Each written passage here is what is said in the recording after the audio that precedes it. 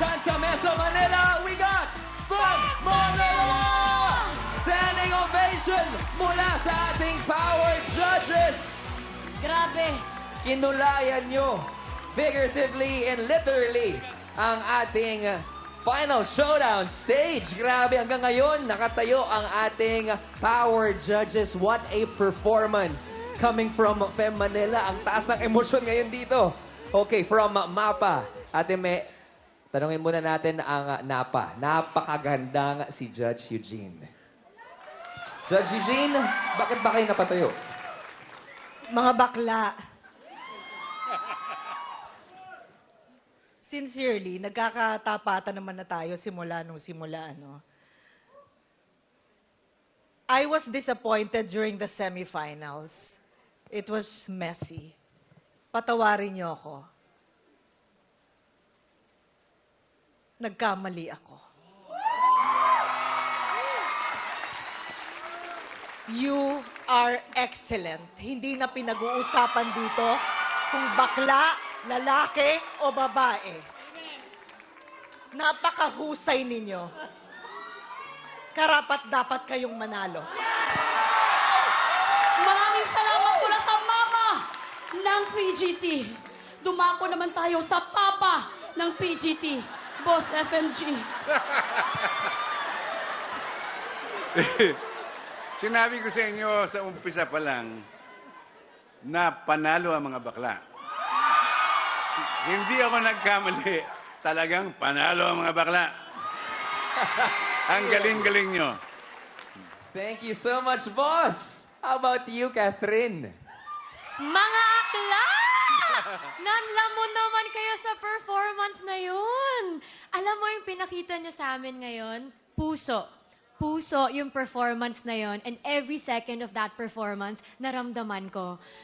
Ang ganda ng pagkakwento nyo. Salamat sa ang pag-honor no, sa mga magulang, mga pamilya, natin lahat.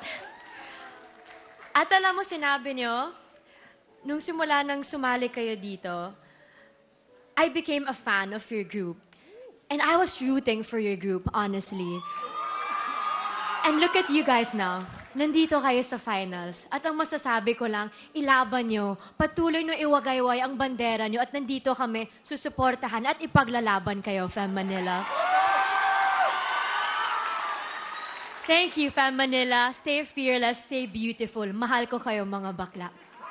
Maraming salamat, Queen Kath. Dumako naman tayo sa inspirasyon ng mga bakla. Johnny! Sorry! Alam nyo,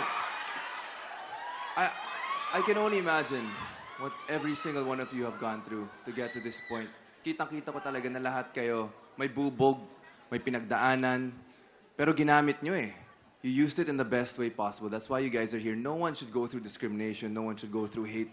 But it brought you to this moment, and I applaud you guys. I really do. Ang ganda eh. Ang galing na ng pinakita ninyo. You're just so... Sometimes nawawala ka talaga sa words. Pero I'm just so honored to have witnessed you guys here sa Pilipinas Got Talent. You are really one of my favorite acts. And I love you guys. Congratulations. Thank you so much, Donnie. Let's ask Fem Manila. Anong nararamdaman nyo ngayon? Lalong-lalo na nung nakita nyo standing ovation, our power judges para sa inyo. Hindi pa lang po kami sumasayaw. Umiiyak na po kami kasi I'm happy to dance along with them. Ngayon, yung mga parents sumapa. Lahat po sila pumunta dito para panoorin kami. And we dedicate not just for our parents, but to all who are in the community. Hello po sa inyo and also Happy Pride Month po. Thank you. Till June. Thank you for saying that. Saktong-sakto. And please, allow us to say something to our golden buzzers. My gosh, happy Pride. And also, you give us so much pride. We are so proud of you. Hindi lang sa aming dalawa, pero pride kayo ng Pilipinas. Again, kapamilya pa lang po natin, Fem Manila. Yes! Kapamilya, kung ang Fem Manila ang inyong gusto maging grand winner for this season, hanapin lamang ang pangalan at picture nila maya-maya. I-ready nyo na ang inyong boto dahil online voting will be open after the performance of our last grand finalist later muli. Maraming salamat and good luck! Fem